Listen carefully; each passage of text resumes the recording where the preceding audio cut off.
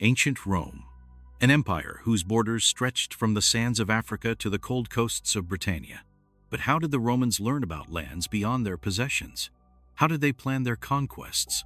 Behind every successful campaign of the legions stood a secret force, an elite long-range reconnaissance service, people whose names history has barely preserved, but whose deeds changed the map of the ancient world. In the heart of the empire, at the court of the emperor himself, there was a special service. Behind its inconspicuous doors, expeditions were planned that disappeared into uncertainty for years. Here, maps, reports, and rumors from all parts of the world were collected. From here, specially trained agents set out on their missions, some disguised as merchants, others as diplomats, and others posed as travelers. Roman ships sailed into the unknown, defying fears and superstitions. In the south, they pushed further along the African coast, reaching lands where, according to sailors, the sun burned the water. In 12 BCE, the fleet of Drusus the Elder accomplished the incredible. His ships traversed unknown waters and discovered a new sea, the Baltic. They glimpsed the coasts of mysterious Scandinavia, lands where, according to sailors' tales, the night lasted for months. Emperor Augustus was obsessed with an idea. He believed that through the northern lands of the Germans, one could find a way into the rear of Rome's main rival, the Parthian Empire. Roman scouts pushed through the Caucasus Mountains at the risk of their lives and reached the shores of the Caspian Sea. They gathered information about roads, cities, and armies of the Parthians. In their reports, images of rich eastern lands and caravan routes to legendary India came to life.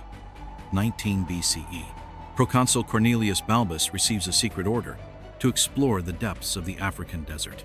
His troop accomplishes the impossible. They cross the Sahara. From oasis to oasis, overcoming sandstorms and scorching heat, the Romans pushed south. Native guides told them of a great river, the Niger, which flowed through gold-rich lands. Balbus not only reached this river, but also returned to report his discoveries. Under Emperor Nero, one of the most ambitious expeditions in Rome's history was organized. An elite unit of praetorians received a seemingly impossible task: to find the source of the greatest river in the ancient world, the Nile. They followed the river upstream, month after month, overcoming rapids and swamps, encountering unknown tribes. In the heart of Africa, they saw a wonder, a gigantic waterfall, where, according to their words, the water fell from the sky with deafening noise. But the Roman scouts were not just explorers. They became diplomats, establishing relationships with local rulers and gathering information about resources and trade routes. They studied the customs of unknown peoples, their military strength, and their wealth. Each such encounter could become the beginning of a new trade route or a military alliance.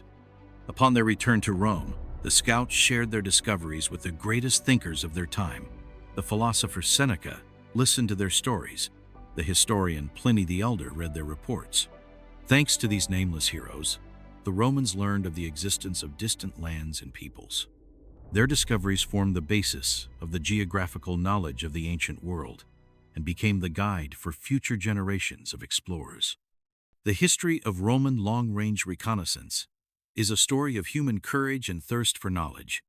It is the story of people who expanded the boundaries of the known world so that their civilization could grow and develop. Their deeds, even if they remained in the shadow of great conquests, forever changed humanity's understanding of the size and diversity of our world.